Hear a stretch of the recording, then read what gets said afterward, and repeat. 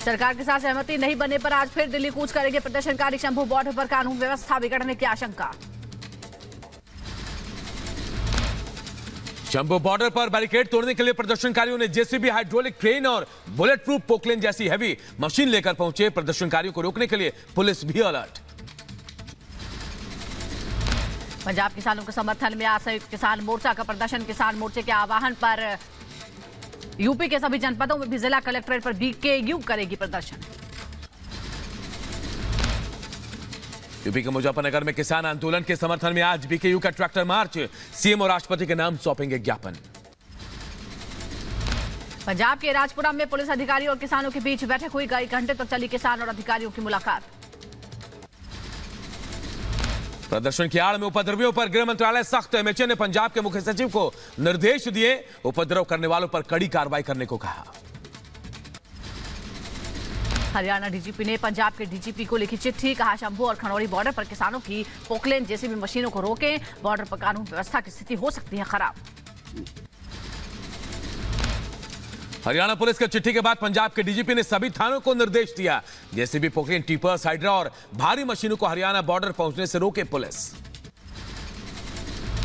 किसानों के प्रदर्शन को देखते हुए हरियाणा में बढ़ी इंटरनेट पर पाबंदी। पंजाब से सटे हरियाणा के 7 जिलों में आज मध्य रात्रि तक पाबंदी बढ़ी। किसान आंदोलन पर पंजाब हरियाणा हाईकोर्ट सख्त। कहा, हाईवे पर ट्रैक्टर ट्रॉली लेकर जाम नहीं लगा सकते। पाबंदी के साथ प्रदर्शन का अधिकार है। किसानों की सरकार के एमएसपी के प्रस्ताव को ठुकराने पर बोले केंद्रीय मंत्री अर्जुन मुंडा। कहा, किसान बनाए रखे शांति, चर्चा जारी रखकर ही निकाला जा सकता है समाधान। किसान संगठनों के उनसे अपील करूंगा कि किसी भी संवाद से समाधान की तरफ ले जाना, उसमें शांति और वार्ता लगातार जारी रखते हुए हमें आगे बढ़ना चाहिए। मराठा आरक्षण को लेकर महाराष्ट्र सरकार का बड़ा फैसला। विधानसभा में मराठा आरक्षण बिल पास। 10% आरक्षण के प्रस्ताव को मंजूर किया गया। मराठा आरक्षण बिल को लेकर बोले डिप्टी सीएम देवेंद्र फडणवीस। कहा, मराठा आरक्षण बिल दोनों सदनों में हुआ है पास। इससे पहले भी हमारी सरकार ने मराठा आरक्षण दिया था। मराठा आरक्षण को लेकर बोले बीजेपी नेता नीतीश राणे ने कहा, मराठा समुदाय के लिए आज का दिन बड़ा है। पश्चिम बंगाल के संदेशखाली से गिरफ्तार रिपब्लिक बांग्ला के रिपोर्टर संतू पान को 3 दिन के पुलिस रिमांड पर भेजा गया है। ममता ने संतू को 10 दिन की रिमांड मांगी थी। ममता सरकार के खिलाफ पत्रकारों का प्रदर्शन। प्रेस क्लब ऑफ इंडिया में जुटे देश भर के पत्रकार। संदेशखाली में रिपब्लिक बांग्ला के रिपोर्टर की गिरफ्तारी का विरोध हुआ। संदेशखाली के आरोपी शाहजहां शेख की फरारी पर कलकत्ता हाईकोर्ट सख्त। बंगाल सरकार और पुलिस को लगाई फटकार। कहा, शाहजहां शेख को अब तक क्यों नहीं पकड़ा। रिपब्लिक बांग्ला के रिपोर्टर की गिरफ्तारी को पश्चिम बंगाल के राज्यपाल सीवी आनंद ने बताया गलत। कहा, प्रेस को रिपोर्टिंग की आजादी होनी चाहिए। और बांग्ला रिपोर्टर संतू पान की गिरफ्तारी पर एनएचआरसी सख्त। एनएचआरसी ने ममता सरकार को भेजा नोटिस। संदेशखाली का सच दिखाने पर संतू को किया गया है गिरफ्तार। एनसीडब्ल्यू के अध्यक्ष रेखा शर्मा के संदेशखाली दौरे पर बंगाल सरकार में मंत्री डॉक्टर शशि पांजा ने कहा, रेखा शर्मा जहां जाती है वहां का एजेंडा पहले से ही तय होता है। ममता की तानाशाही का देश भर में विरोध। महाराष्ट्र के डिप्टी सीएम देवेंद्र फडणवीस ने रिपब्लिक बांग्ला के रिपोर्टर की गिरफ्तारी को बताया गलत। कहा, संदेशखाली हिंसा में टीएमसी नेता शामिल। इस प्रकार से प्रेस का आवाज दबाकर मुझे लगता नहीं है कि अपने पापों पर वो पर्दा डाल पाएंगे। ये बहुत गलत बात है, मैं इसकी निंदा करता हूँ।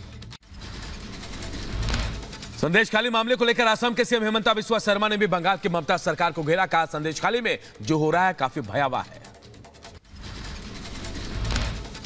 जो सरकार इतना अत्याचार करता है माता का ऊपर, बहनों का ऊपर, पत्रकार का ऊपर, वो सरकार बहुत दिन नहीं चलेगा, ये मेरा विश्वास है। केंद्रीय सूचना एवं प्रसारण मंत्री अनुराग ठाकुर ने बंगाल सरकार पर साधा निशाना। रिपब्लिक बांग्ला के रिपोर्टर की गिरफ्तारी पर कहा, बंगाल में मीडिया का गला घोट रही है ममता सरकार। ये राज्यों में घटने वाली घटनाएं जैसे पश्चिम बंगाल में हुई, ये देश और मानवता को शर्मसार करती हैं और मीडिया की आवाज को कुचलने का प्रयास ये बिल्कुल नहीं होना चाहिए। दिल्ली के शराब घोटाला मामले में मनीष सिसोदिया के नियमित जमानत याचिका पर आज फैसला। राउज एवेन्यू कोर्ट सुनाएगा फैसला। दिल्ली विधानसभा से निलंबित 7 बीजेपी विधायकों के निलंबन पर आज सुनवाई। निलंबन को चुनौती देने वाली याचिका पर दिल्ली हाईकोर्ट में सुनवाई। लैंड फॉर जॉब मामले में आज फिर राव जमनिया कोर्ट में सुनवाई। मामले में सीबीआई ने लालू यादव, राबड़ी देवी समेत 16 लोगों के खिलाफ चार्जशीट दाखिल की है। बुलंदशहर कोर्ट ने हत्या के 2 मामले में दोषियों को सुनाई है सजा। हेमलता हत्याकांड में आरोपी पति को 5 साल की सजा, रेखा हत्याकांड मामले में सास ससुर को 7 साल की सजा। जम्मू कश्मीर कांग्रेस प्रदेश अध्यक्ष विकार के खिलाफ आरोप तय। 11 साल पुराने मामले में बुलंदशहर की एमपी एमएलए कोर्ट ने आरोप तय किए हैं। दिल्ली में आज प्रधानमंत्री मोदी नवे रायसीना डायलॉग का करेंगे उद्घाटन। ग्रीस के पीएम होंगे मुख्य अतिथि। 100 से ज्यादा प्रतिनिधि समारोह में हिस्सा लेंगे। 26 फरवरी से उत्तराखंड के बजट सत्र का आगाज। 1 मार्च तक चलेगा सत्र। बजट सत्र से पहले आज मंत्रिमंडल की बैठक। लखनऊ में आयोजित ग्राउंड ब्रेकिंग समारोह का आज आखिरी दिन है। एआई कॉन्क्लेव को लेकर सीएम योगी ने किया संबोधित। कहा डेटा सेंटर का हब बनने जा रहा है यूपी में बन रहे 8 नए डेटा सेंटर। मुख्यमंत्री योगी आदित्यनाथ का सीतापुर दौरा। राजराजेश्वरी मंदिर में प्राण प्रतिष्ठा के कार्यक्रम में शामिल होंगे। यूपी राजधानी लखनऊ में आज से मस्जिदों मदरसों पर प्रचार करेगी बीजेपी। उर्दू और अरबी भाषा में बीजेपी करेगी चुनाव प्रचार। दरगाह हजरत कासिम शाहिद से होगा अभियान का आगाज। आज से 2 दिन के मुंबई दौरे पर जाएंगे बीजेपी अध्यक्ष जेपी नड्डा। अंधेरी में विशाल कार्यकर्ता सम्मेलन को करेंगे संबोधित।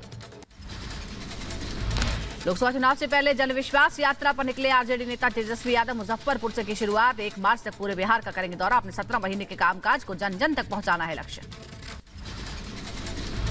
जेडीयू को लेकर तेजस्वी यादव का बयान। कहा जेडीयू में अब कुछ नहीं रहा। जेडीयू 2024 में खत्म हो जाएगी। जनता दल यूनाइटेड की बात है तो हमने खुद भी कहा है अब कुछ रह नहीं गया है। कुछ हो तब तो। जनता दल यूनाइटेड पार्टी जो है वो तो हमने कह दिया 24 में खत्म होना है। बिहार के सीतामढ़ी में बड़ा हादसा हुआ है। भारी भीड़ के कारण आरजेडी का मंच टूट गया। बदायूं से शिवपाल यादव को सपा ने उम्मीदवार बनाया है। इस पर बीजेपी सांसद संघमित्रा का बयान। बोली मैदान छोड़कर भागे भतीजे। जम्मू दौरे पर पीएम मोदी ने दिए 30,500 करोड़ की सौगात। कहा जम्मू कश्मीर के विकास को मोदी की गारंटी है। हर अधूरे सपने को पूरा करेगी मोदी सरकार। जयपुर में प्रबुद्धजन सम्मेलन में विपक्ष पर बरसे गृहमंत्री अमित शाह। कहा मोदी देश हित में काम कर रहा जबकि विपक्ष परिवार हित में लगा है। गृहमंत्री अमित शाह ने कहा इंडी गठबंधन 7 परिवारों का गठबंधन है। राजवंश अपने बेटा या बेटी को पीएम या सीएम बनाना चाहता है। सोनिया जी का लक्ष्य है राहुल बाबा को प्रधानमंत्री बनाना। उद्धव जी का लक्ष्य है अपने बेटे को मुख्यमंत्री बनाना। जो लोग अपने बेटे बेटी भतीजों के लिए राजनीति करते हैं वो देश का भला कर सकते हैं क्या?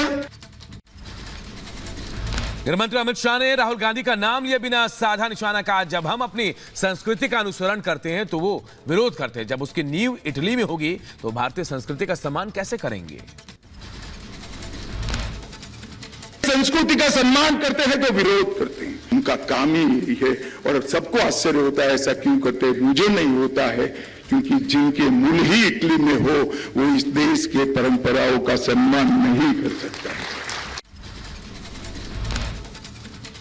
राहुल गांधी ने यूपी और काशी का किया अपमान। प्रदेश के युवाओं को बताया शराबी। कहा यूपी